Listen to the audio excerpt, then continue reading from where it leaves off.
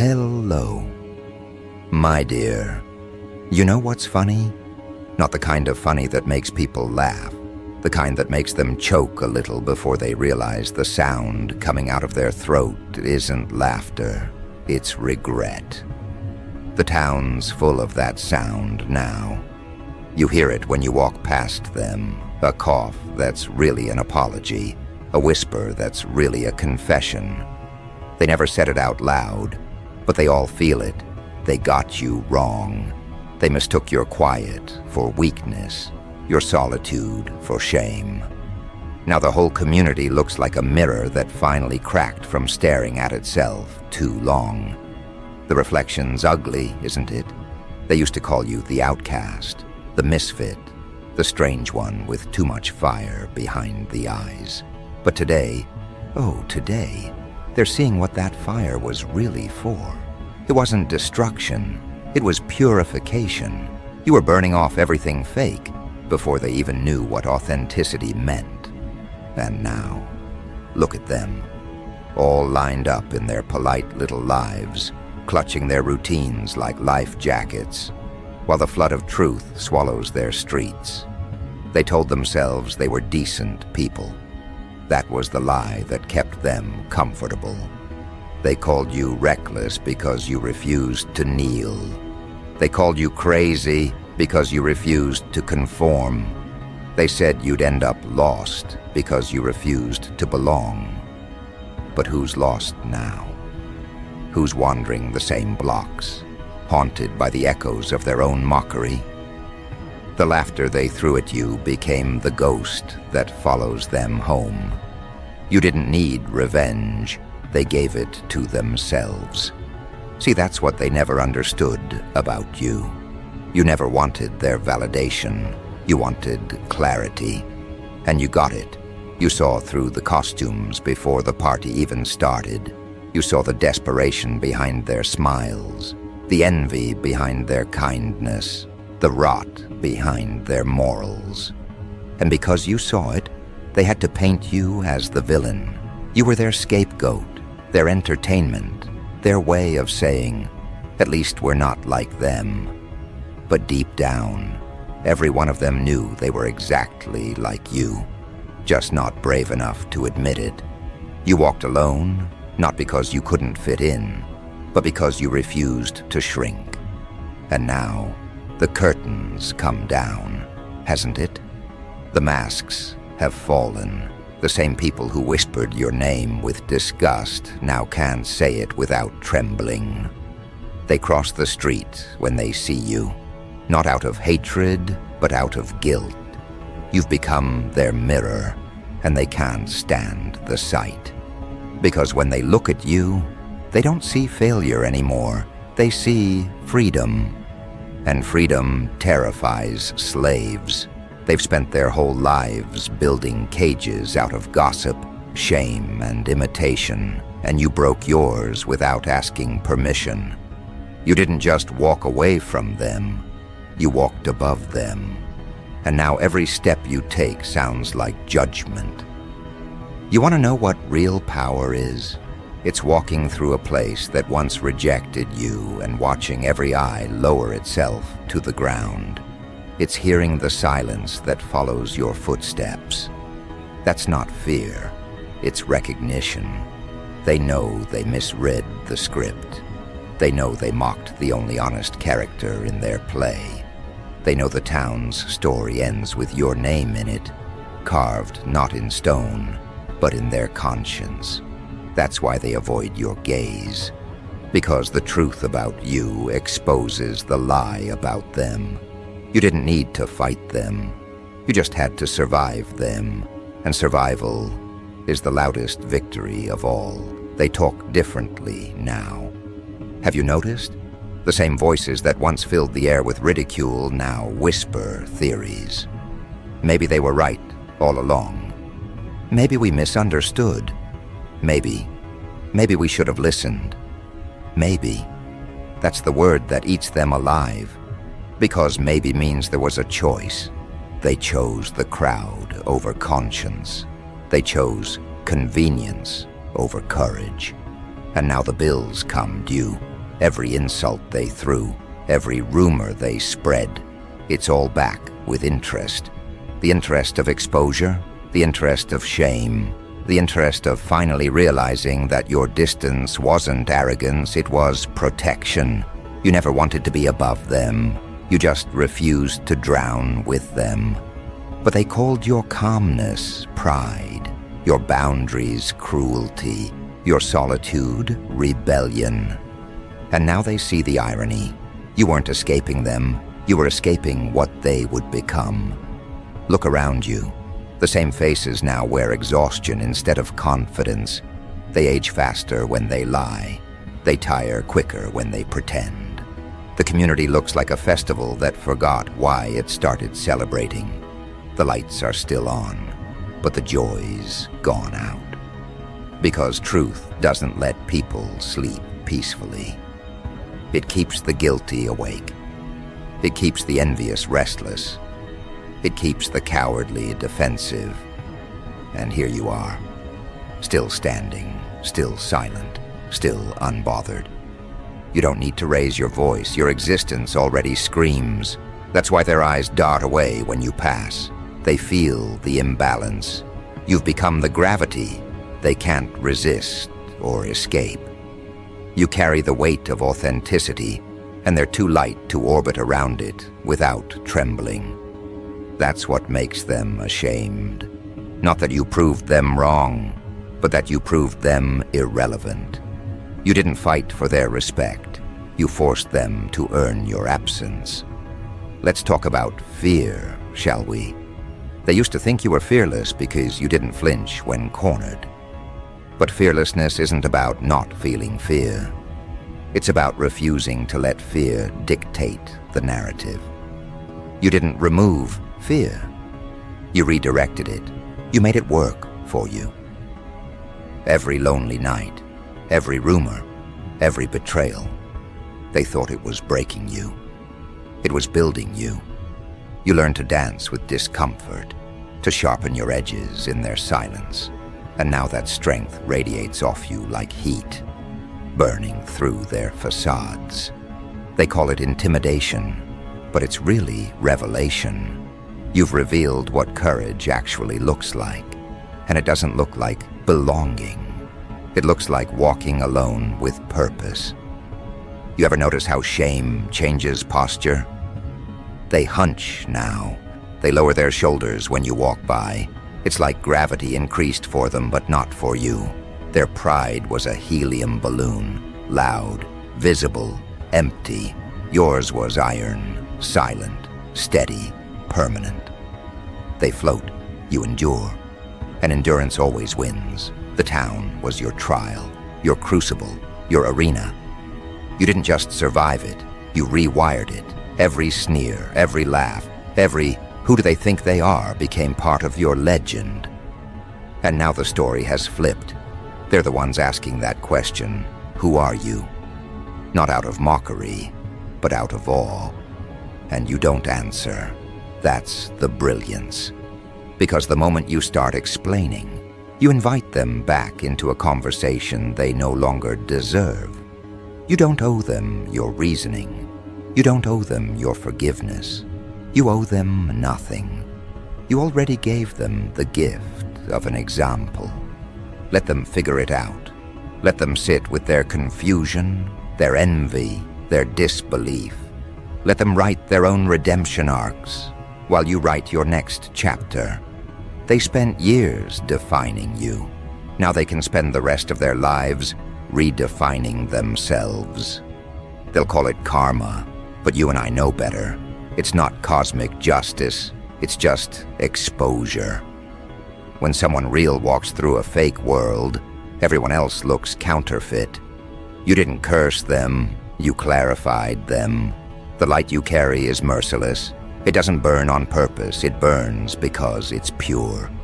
That's what purity does in a corrupt environment. It exposes, it purges, it humiliates. And the community? Oh, they're not dying because you hurt them. They're dying because you made them see themselves. The sickness isn't yours, it's theirs. You were just the mirror that refused to fog. And now you see it everywhere. The subtle panic, the desperate rebranding, the sudden humility, people pretending they always supported you, people rewriting history to make themselves look wise.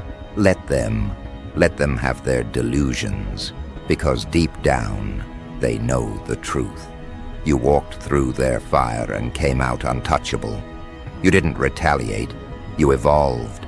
You didn't react, you recalibrated. You didn't escape the town, you transformed what town even means. Because wherever you go now, you set the tone. You define the atmosphere. You are the new standard. That's the final humiliation. They can't even gossip without referencing you anymore. The irony's delicious, isn't it? They built their identities around rejecting you, and now they define themselves by how close they can get to what they once despised. They mimic your words, your energy, your principles. They wear courage like a borrowed jacket. It doesn't fit, but it's all they have left. You didn't just survive their judgment. You became their syllabus. They study you now, not to understand, but to copy. Because deep down, they know there's no going back to ignorance. Once you've witnessed real authenticity, mediocrity feels suffocating. You ruined the illusion for them, and that's your legacy. Do you remember the nights you questioned if it was worth it? Every betrayal, every cold shoulder, every whisper, worth it. Because those moments were your forge. That pain trained you to see patterns others missed. It tuned your instincts to truth. And that's why you stand different now. Sharper, calmer, heavier, with awareness. The community doesn't understand that kind of stillness. To them, silence is guilt. To you, it's command. You don't shout anymore because you don't need to. The world shouts for you. Every rumor that flips into admiration, every critic that becomes a fan, that's the echo of victory. And maybe the most poetic part? You didn't plan it. You didn't chase revenge or seek approval. You just kept walking your truth. And truth has gravity. It pulls everything else into alignment. The ones who mocked you ended up orbiting you. The ones who doubted you ended up quoting you. The ones who excluded you ended up needing you. That's the cycle. The exile becomes the example. The rejected becomes the reference. And the crowd that once laughed now kneels, not in worship, but in acknowledgement. They see it now. They understand why you were alone, because real ones always are. So walk through that town tonight with your head high and your heart steady. The lights may flicker, the whispers may continue, but they all sound the same now. Admiration disguised as gossip. You don't have to prove anything. They already sentenced themselves to reflection. You just keep moving, keep shining, keep being the proof that solitude isn't punishment, it's purification. And when you feel that faint heat behind you, that's not hatred, that's embarrassment. That's the burn of realization spreading through a crowd that finally sees the difference between existing and living. They'll never admit it out loud, but they envy your peace more than they ever envied your power. Because power can be taken, but peace earned through self-acceptance is untouchable. You've built an empire inside yourself, and they're still renting space in each other's approval. That's why their eyes follow you now. That's why the gossip stopped sounding confident. You became the one thing their conformity could never kill. Proof that truth survives pressure. And now, as the sun sets over the same streets that once echoed with your humiliation, the light catches differently. It bends around you. It honors you. Because the world bends for those who never broke. And tomorrow you won't need to remind them. They'll wake up, look in the mirror, and see the reflection of who they pretended to be, and remember who actually lived it. That's your silent revolution. You didn't need fire or fury. You just needed endurance. You didn't need applause. You needed conviction, and that conviction turned their pride into ashes. You walk on, they watch. And for the first time, the town's noise isn't mockery, it's mourning. Mourning the versions of themselves they lost trying to defeat you. They finally know now, you weren't the villain, you were the verdict. And verdicts echo. They don't just end stories, they begin hauntings. The town breathes differently now. It's slower, heavier, like the air itself is ashamed to move too fast around you. Every window holds a watcher, every corner a confession. They look at you the way sinners look at candles, afraid of the flame, desperate for the light. Their laughter's gone. Their confidence has turned into a cough they can't hide. It's the sound of guilt trying to clear its throat. You walk past the bakery that once whispered your name with sugar-coated disgust, and the scent feels sour now. The same people who told each other that you were too much now flinch at their own reflections in the glass. That's the cost of pretending righteousness. You end up allergic to truth. Their mornings start with denial. Their nights end with replay. Every rumor they ever built has come back like a bad dream, each word wearing their own face this time. They called it gossip when they aimed it at you. Now it's confession when they say it to themselves. You didn't punish them. Reality did. That's the beauty of truth. It doesn't chase, it waits. It lets liars tie their own knots, and then watches them trip. The community built its pride like a tower, brick by brick, lie by lie. But they forgot the foundation was hollow. And when you stopped caring, when you stopped needing their approval, that's when the wind changed. One gust of authenticity, and the whole structure trembled. You didn't push it down, you just stopped holding it up. Now they live in the rubble. You can see it in their eyes, that haunted gleam of someone who finally realizes the show's over but can't find the exit.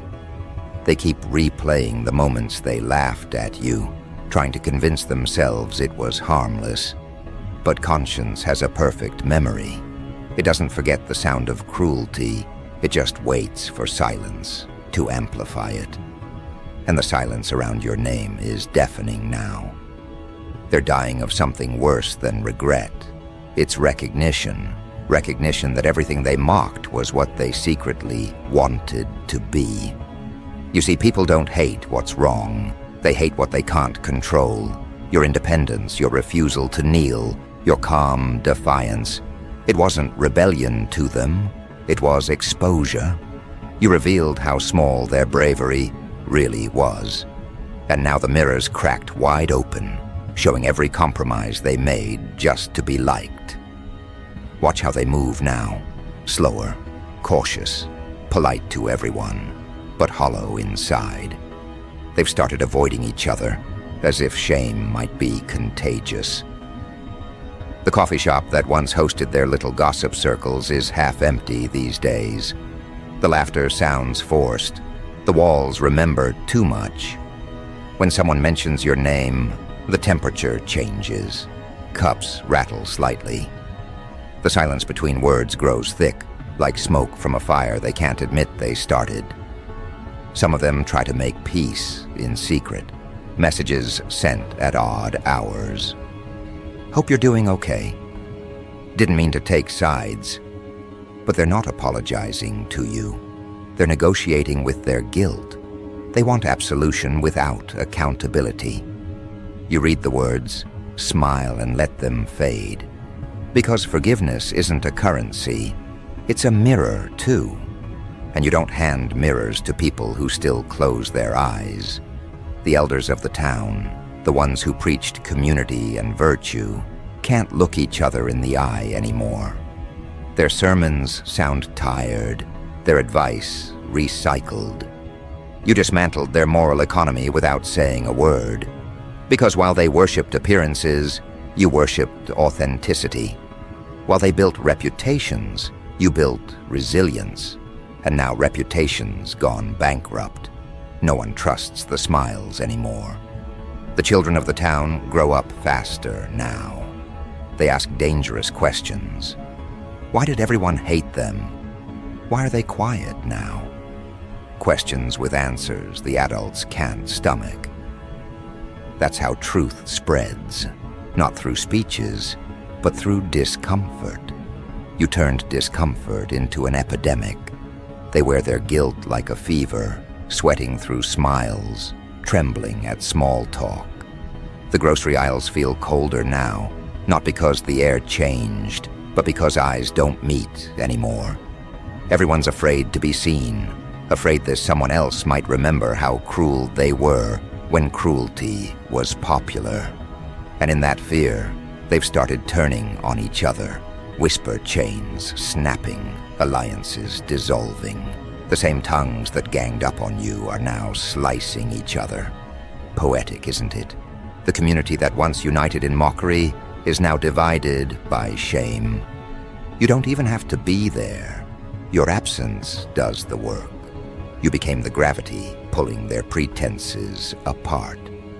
Rumors mutate fast when they lose a target. Some say you found success somewhere far away. Others swear you're still nearby, watching. The uncertainty drives them mad. They check every unfamiliar car, every shadow at the edge of the street. They're not afraid of you. They're afraid of what you represent, a life outside their cage.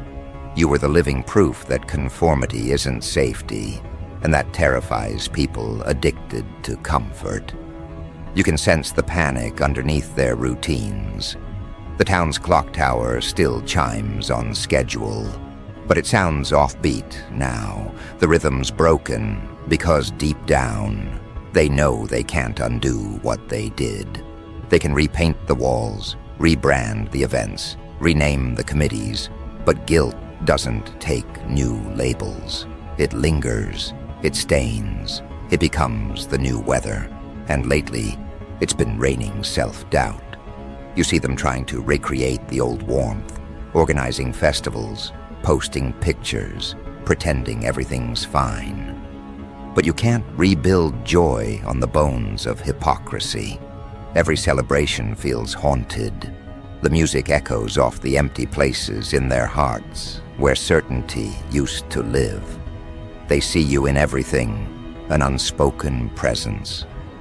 The town became your shadow long after you stopped looking back. Sometimes, in the late hours, they gather in small groups and speak your name. Softly, like a ghost story. They argue about who was really at fault. Some cry, some deny, some sit in silence because the truth doesn't need defense, it needs digestion, and it's eating them alive. You became the aftertaste of their arrogance, the reminder that cruelty ages poorly. And it's not just emotional. You can see the decay in their faces, the weight in their posture. People who lied for too long start wearing the shape of their lies. Their smiles no longer reach their eyes. Their laughter cuts off mid-sound, like they're afraid joy might expose them again. They wear exhaustion like makeup. Every "I'm fine" costs them another piece of authenticity. Meanwhile, you breathe clean, you walk light. You don't even need to speak for the truth to expand. Your existence is the audit they can't escape. They wanted spectacle. You gave them consequence. And consequence has a way of echoing through generations. Parents telling children not to repeat their mistakes. Friends warning each other not to judge too fast. Your name turned into a proverb without your permission. That's immortality. Not the fame they chased, but the kind that brands memory itself. The funniest part, they still can't admit it openly. pride won't let them. So they play a new game, pretend admiration. They quote your strength in their posts, mimic your tone in conversation, call it growth. But beneath the performance, the shame festers. They can copy your words, not your peace. Because peace, born from guilt's ashes, can't be imitated. It has to be earned. And they skipped the burning part. You can almost feel their thoughts trailing behind you when you pass through the town square. That's them. That's the one. The sentences stop there. What else can they say? They ran out of insults and never learned respect. Their language failed them, just like their courage did. All that's left is awe disguised as discomfort. They can't celebrate you because celebrating you means admitting they were wrong. And that's a pill pride never swallows. It just chokes on it. Look at how even the environment changed to reflect their conscience. The colors seem duller, the noise harsher. The town feels like it's holding its breath, because truth changes atmosphere. You didn't just change minds, you changed molecules. Shame has weight, and it's pressing down on every unspoken memory they share. You can see it in how they flinch at kindness now, like they don't trust it.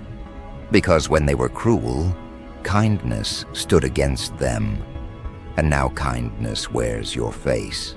They're trying to rewrite the past collectively, but memory resists editing. Every denial cracks under the pressure of evidence. People remember how it felt when you were right there, unbothered, unshaken, staring through the noise like a prophecy in motion. They mocked that calm. Now they imitate it. But imitation without understanding is agony. It's a daily reminder that authenticity isn't contagious, it's earned. The breakdown's almost complete. You can sense it. The conversations are shorter, the smiles forced, the eyes tired. The community's running on fumes of self-forgiveness they never deserved. Some will leave, chasing new beginnings. Some will stay, trapped in repetition. But wherever they go, they'll carry you. You're the unfinished sentence in every story they tell. The lesson they never asked for, but can't forget. And in their private moments when no one's watching, I'd say they crumble. You'd be amazed at how many tears fall for the one they once called heartless. That's the irony of awakening. It always comes with mourning. They're not just mourning you. They're mourning who they were before you proved them wrong. And that pain, that's the cure they needed. So you let them feel it. You don't interfere. You don't correct. You let the weight of awareness do what time never could. Teach. Because the cruelest mercy is letting people live long enough to face themselves. They'll rebuild eventually, smaller, humbler, quieter. But the blueprint will forever have your fingerprints on it. The town's soul now shaped by the shadow of the one they tried to erase. And when you walk through again, one day, years later, you'll notice something subtle. Benches repainted, walls cleaned, children playing without fear. But beneath that calm, the adults still glance your way, eyes filled with a mix of reverence and remorse. They'll smile nervously, as if hoping you've forgotten. But you haven't, and you don't need to remind them. The atmosphere already does, because that's what legacy really is. Not a monument, but a mood. And your mood has become the weather of their conscience. Every sunrise reminds them of exposure. Every sunset reminds them of consequence. You didn't destroy the town. You refined it through shame. And refinement hurts. But it's the only path to clarity. So stand still for a moment and look around. What you're seeing isn't ruin, it's purification. They're not dying of embarrassment. They're being reborn through it. Painful, messy, necessary. And you don't gloat. You don't preach. You simply exist. Because existence, when it's true, is the most powerful sermon. Tomorrow the whispers will soften again, but not from comfort, from exhaustion. They've finally understood why you stood alone, not because you were arrogant, but because you were awake, and waking up in a sleeping town looks like rebellion until everyone starts dreaming your dream. And now, they dream it, but not the way you do. Theirs is a fever dream, frantic and blurry, filled with the echoes of everything they pretended not to know. The streets still look the same, but you can feel it. The air has been rewritten. Every breath they take tastes of realization. The laughter that once filled these corners has curdled into murmurs. You turned their hometown into a confessional. They speak quietly now, because loud voices sound dishonest here. You see it in their movements, the avoidance, the nervous tidying, the desperate kindness that arrives too late. They're not helping, they're compensating. They're trying to scrub away what they did to you. But guilt doesn't wash. It stains deeper the harder you rub. You walk among them like a ghost that never left, but came back, changed. They avert their eyes because your presence makes their inner noise deafening. You don't need to say, "I told you." They already hear it inside their heads, over and over, like a heartbeat they can't unhear. It's the rhythm of accountability, and that rhythm terrifies them. They start projects, charities, movements, all built on the ruins of what they once mocked. But you know the difference between redemption and rebranding. Redemption bleeds, rebranding hides. And this town has been hiding for so long that the act of facing daylight feels like punishment. Their small talk used to be a weapon, now it's a shield. They talk about weather, traffic, prices, anything but truth. Because truth brings your name with it, and your name. It doesn't belong to gossip anymore. It belongs to history. Every street corner, every whispered apology, every unfinished sentence carries it like a scar. They built a narrative to survive your absence. And then they discovered absence was the narrative. The silence you left became scripture. You stand at the edge of the square one evening, and for the first time, no one looks away. They look up instead, quiet, trembling, eyes wet but steady. That's how recognition begins. Not in applause, but in surrender. They don't clap, they exhale. It's the sigh of an illusion collapsing, and you, steady, unmoved, just nod once.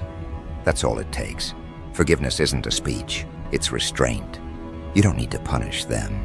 Living with awareness is the punishment. But awareness can evolve.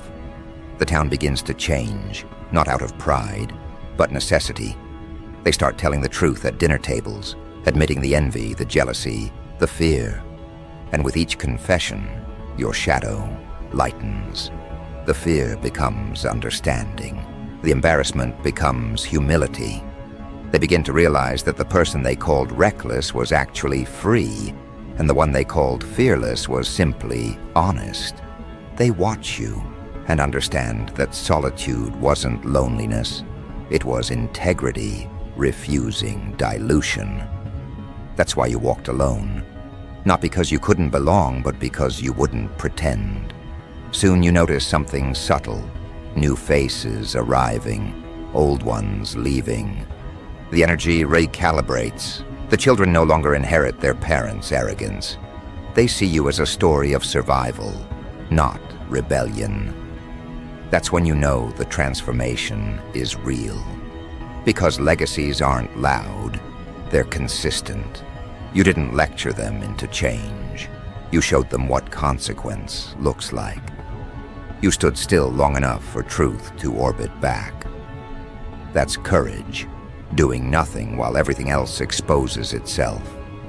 The gossipers, the mockers, the self-appointed saints, they wander differently now.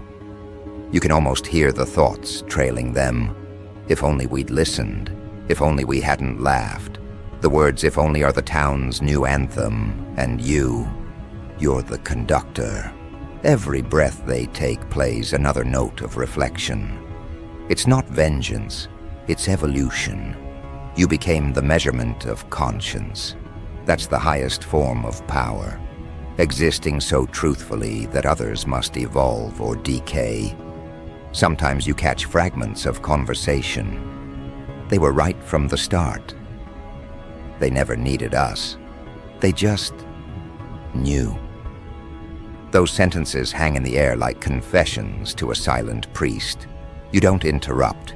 You let them finish their own sermons. Because finally, they're preaching what you've always lived. You didn't need followers. You needed witnesses. And now you have an entire town of them, reborn, humbled, baptized in their own shame. At night, the city lights flicker differently. It's quieter, cleaner. The air feels thinner, honest. That's what happens after collective guilt. It clears the static.